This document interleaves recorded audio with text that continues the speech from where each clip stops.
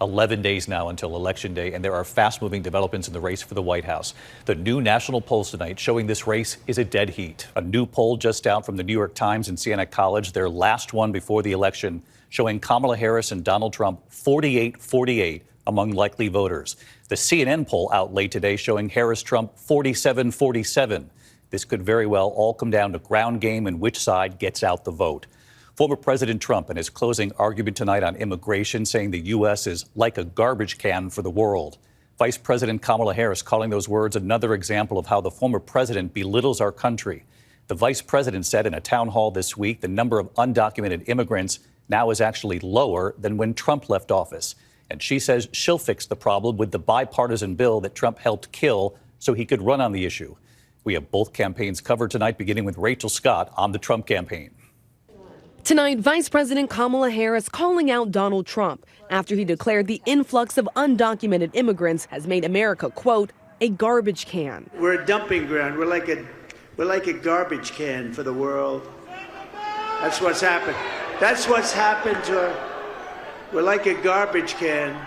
Tonight, Harris was blunt. I also do want to address the comment that Donald Trump made about America being the trash can of the world, whatever he said, something along those lines. It's just another example of how he really belittles our country.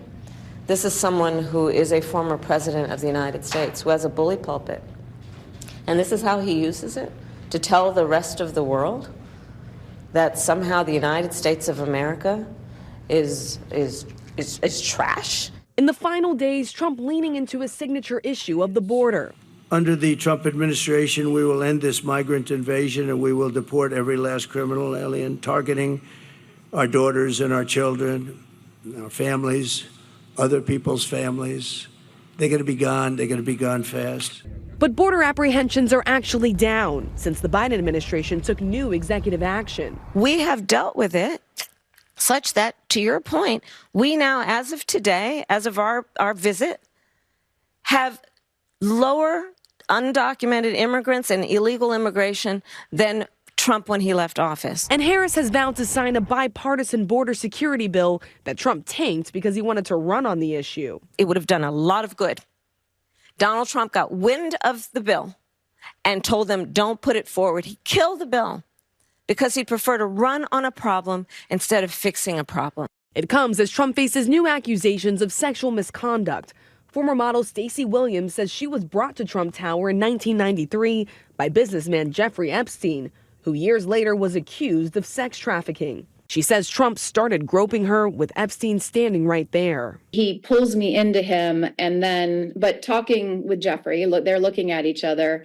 And then it goes from being like sort of just me in his grasp to then his hands moving, and his hands would touch the sides of my breasts, not the front, but the sides of my breasts, my waist, and then slid down to my butt and just kept kind of running up and down my body while the two of them were carrying on a conversation. Williams says she was shocked and froze. Shortly after the encounter, she says she received this Mar-a-Lago postcard from Trump reading, "You're home away from home. Love, Donald."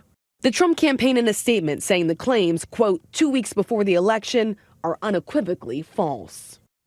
Donald Trump sat down for a long interview today with popular podcast host Joe Rogan. He has millions of followers online. The former president clearly trying to make a play for young male voters. Donald Trump then leaves behind those battleground states for a rally here in New York City at Madison Square Garden, where he's expected to start making his closing arguments, David, with just over a week to go.